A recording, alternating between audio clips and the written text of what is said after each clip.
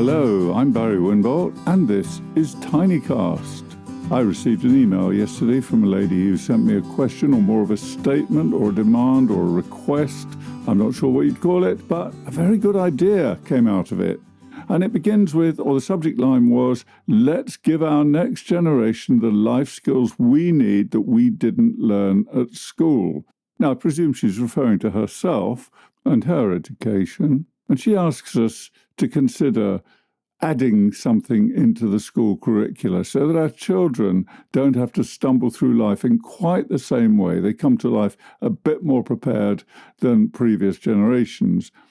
And these concern things like, well, look, I'll give you her a list.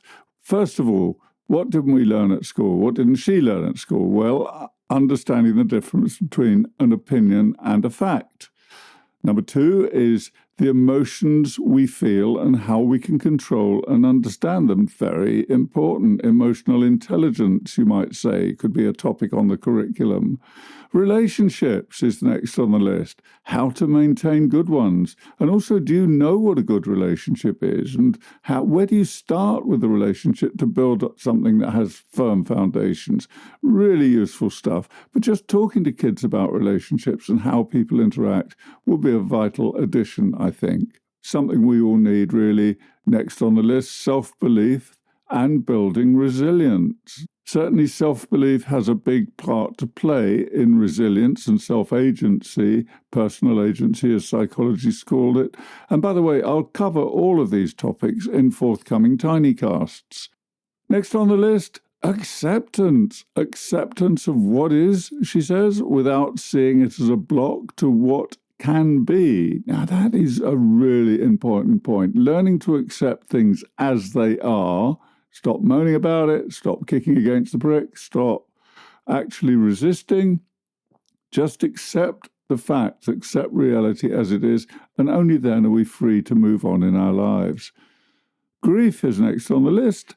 Allowing grief to follow its natural journey, whatever the type of loss. And, of course, every rejection, broken love affair, failure to get the job you want, these can all trigger mini grieving processes, or losing a job, or being made redundant. So all of these suggestions are really useful, but this is one that applies particularly to the inevitable challenges we will face in life, all of us.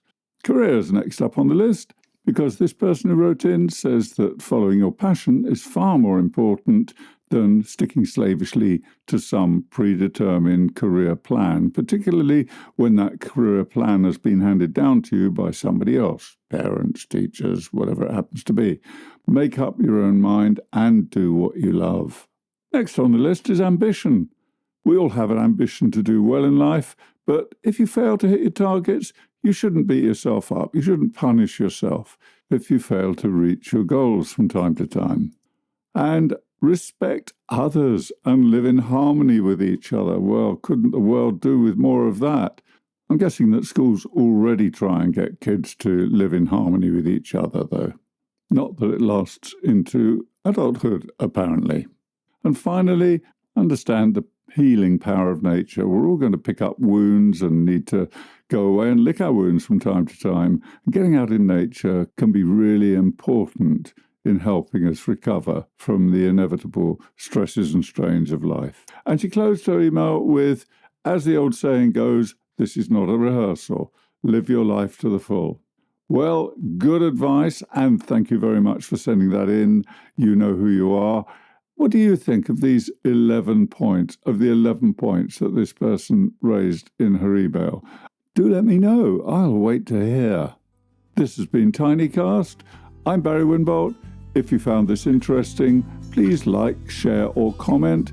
You'll find more on various topics on my blog at barrywinbolt.com. And if you have a question or a topic you'd like me to cover, you can contact me via the link in the description to this podcast. Have a great day, all the best, and goodbye for now.